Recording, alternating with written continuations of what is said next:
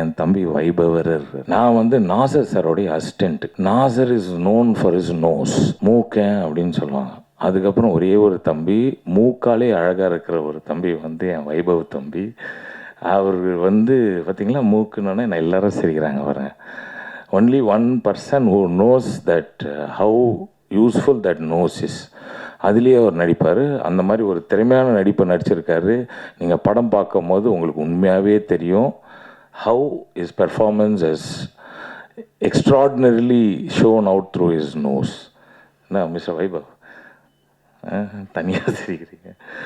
அது மட்டும் இல்லாமல் நம்ம தம்பி இருக்கிறாரு மணி. மணி இல்லை, நம்ம செல்லமாக கூப்பிடுவோமே புஜி.